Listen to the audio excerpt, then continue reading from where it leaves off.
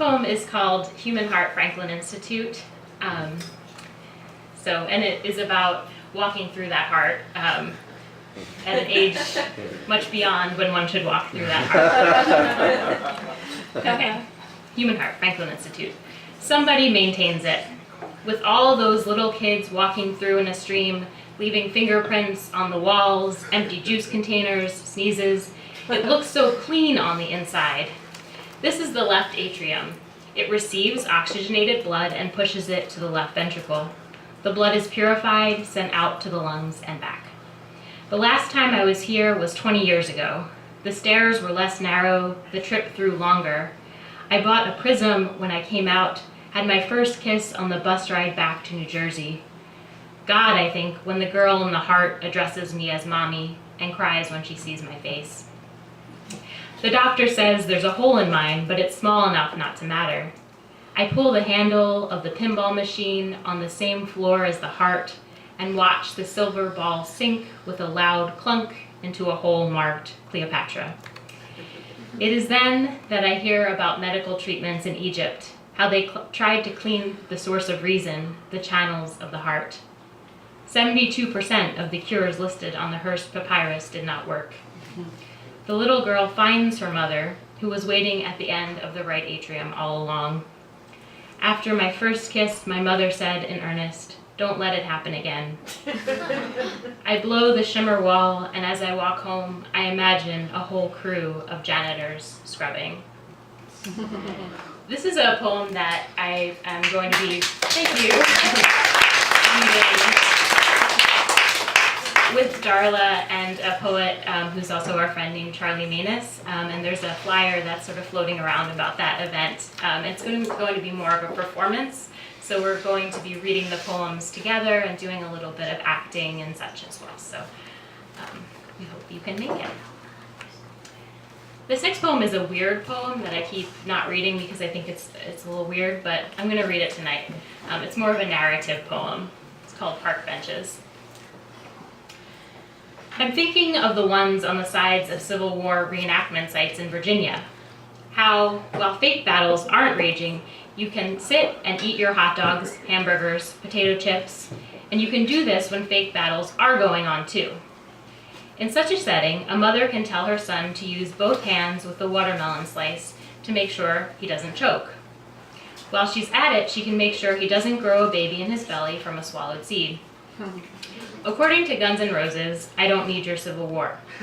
It feeds the rich while it buries the poor in a human grocery store. You can play this song on a jukebox, which I've never done. Use a jukebox, that is, though I've put my fair share of quarters in interesting places, if you know what I mean. Arcade machines, for example. Once, a little mouse ornament came out of a quarter machine, and he hung on the doorknob of my dorm room until the first real mouse came.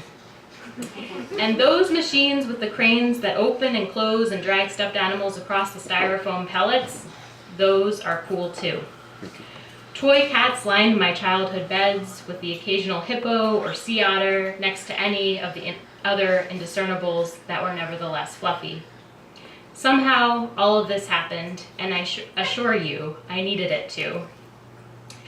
When I was in middle school, I wore a Pepto-Bismol pink poodle skirt and went to the ice cream social with my boyfriend, the handsome Brian Daniel, who asked his mom to name her unborn child after me.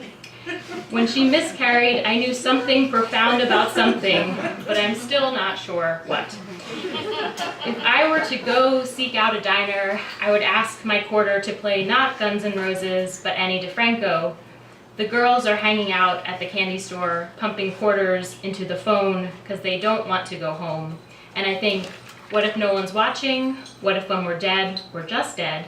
What if it's just us down here? What if God ain't looking down? What if he's looking up instead? I'll bet I could get the whole place dancing to that.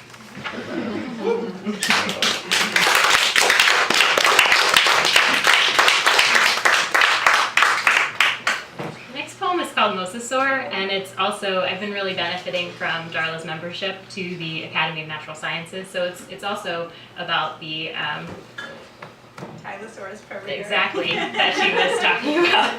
Thank you. Mosasaur.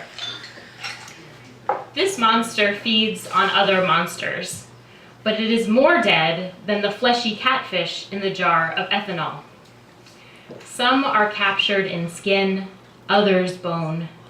Some are pounded out, consumed. My mother says what distinguishes those who make it and those who don't is role models. Because I have had role models, I am at the Academy of Natural Sciences looking at the mosasaur, young children, and our extinct lizard ancestors. The next poem comes from taking a Japanese class. So I'm taking a Japanese class at CCP right now, and I'm really proud of my C average in this class. It's really hard.